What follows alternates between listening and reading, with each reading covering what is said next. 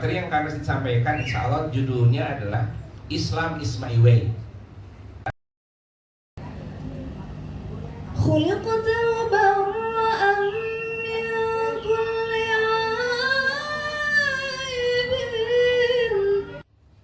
Islam adalah solusi.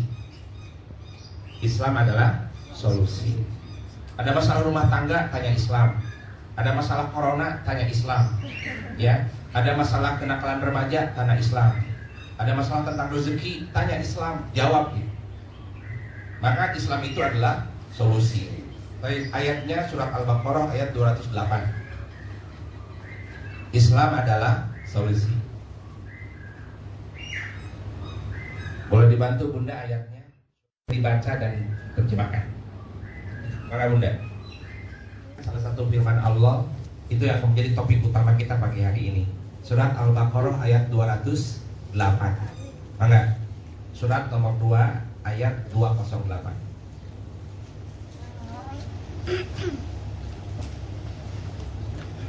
A'udzu billahi minasy syaithanir rajim. Bismillahirrahmanirrahim. Ya ayyuhalladzina amanu dkhulu fis-silmi kaffah wa la tattabi'u khutuwatis syaitan innahu lakum aduwwun mubin. Wahai orang-orang yang beriman, masuklah ke dalam Islam secara keseluruhan dan janganlah kamu ikuti langkah-langkah syaitan. Sesungguhnya ia musuh yang nyata bagimu. Qabarun sidalan nabi qabarun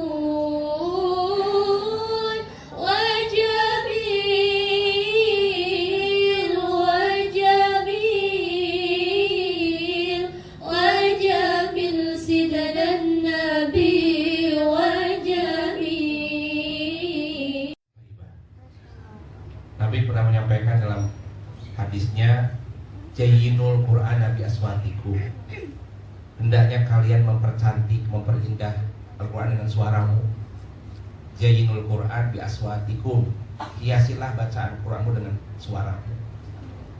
Nabi Daud adalah qori terbaik pada saat Nabi Musa.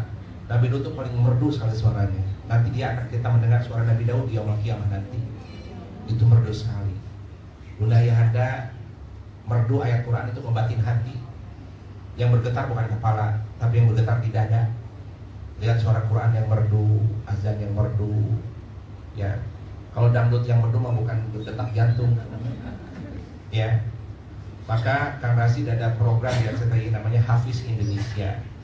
Boleh dilihat itu, bahwa itu juga anak-anak kecil usia 7 tahun, 8 tahun, hafal 30 juz.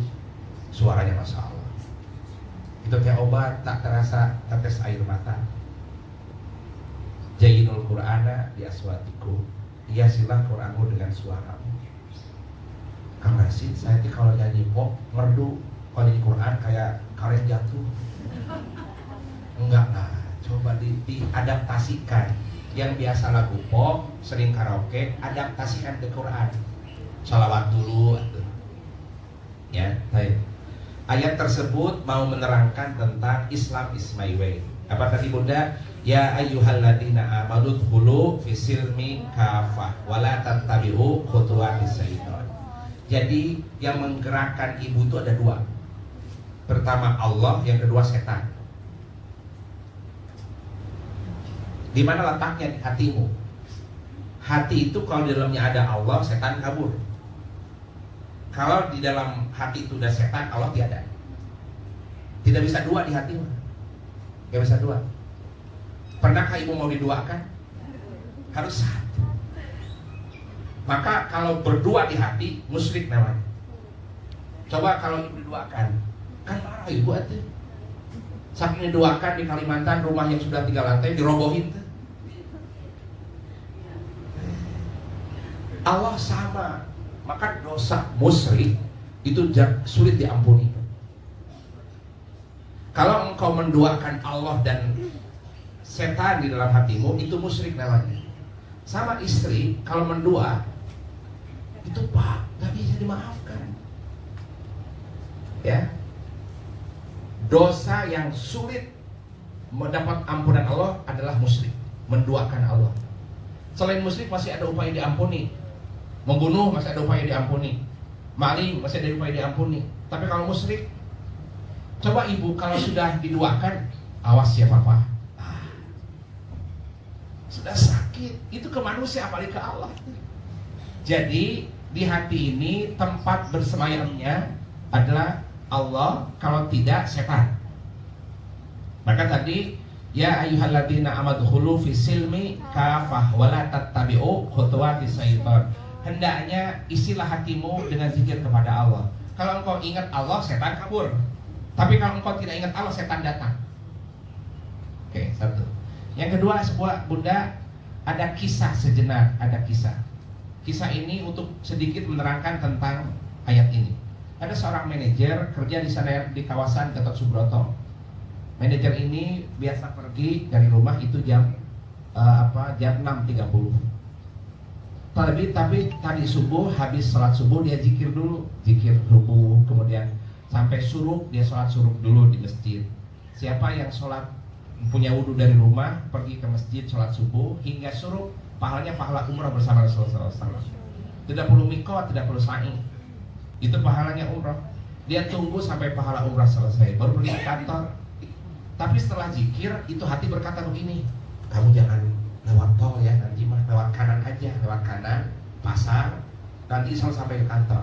Kata akalnya, jangan lewat kanan itu suka macet, dan itu kan ada pasar, jalannya berlubang, kata akal. Mending jalan tol walaupun muter, tapi lancar, kata akal. Akal dan hati bertarung tuh. Jangan hanya naik mobil, charter, jalan. Itu di jalan tuh naik tol, kata hati ke pasar, naik tol ke pasar, terus gitu. Cekcok kita teh. Naik tol dan masuk tol itu lancar, enggak ke pasar. Itu sampai dibelokan, itu tangan bergetar tuh. Tangan bergetar. Ini teh lurus ke tol, ke kanan, ke pasar. Saking bergetarnya tidak puasa, itu langsung ke kanan, Pak. Ada tenaga datang, belok ke kanan. Ya masuk ke pasar. Pasti pasar macet. Cerewet kasih akal. Tuh kan, lihat tuh di Google Map di West, lihat tuh. Kata akal tuh, kata hati cek sudah berang ke mana? Tahu nggak berang mana tuh? Nenangin hati. Kata hatinya, gak apa-apa, kan sudah lama 3 bulan gak lewat sini. Sambil lihat pasar, kayak lihat apa yang ada di pasar. Gak apa-apa kok, kan masih dalam mobil, pakai AC lagi. Gak apa-apa, ke pasar juga macet. Kata hati, hanya akal, lama tahun dia diam, ya deh terserah kamu, kira kata akal. Terus sampai di kantor, bener macet. Tiba di kantor jam 8.10 menit. Biasanya jam 7.30. Dia mengejar mau rapat jam 9 di kantor. Tiba di kantor jam 8.10 menit, karyawan sepi. Gak ada karyawan. Katanya mau rapat, gak ada karyawannya. Ditungguin di auditorium di ruangan rapat jam 8.30 gak datang, 8.45 gak datang, jam 9 kosong gak datang. Ini terjadi rapat gak? Datang karyawan jam 9.10 menit. Jam 9.10 menit datangnya itu. Ketika datang jam 9.10 menit, itu direktur ini marah. Kamu katanya jam 9 rapat, kamu lambat. Maaf Pak, maaf. Emang Bapak gak macet? Macet. Bapak tadi lewat pasar ya? Bukan tol? Iya. Bagus Pak, lewat pasar bagus. Emang kenapa? Saya tadi biasa pakai jalan tol. Di tengah jalan tol ada truk Pertamina bensin, tangki terpleset melintang di tengah jalan tol. Kanan penuh, kiri penuh, dan tumpah bensinnya. Dan itu membahayakan. Saya kemundur, ada mobil, ke bahu jalan penuh. Gimana, hanya menanti, nunggu dievakuasi. Nah menanti teh lama. Datang evakuasi tuh. Maaf Pak, saya datang jam 9.10 menit, mohon maaf Pak, macet.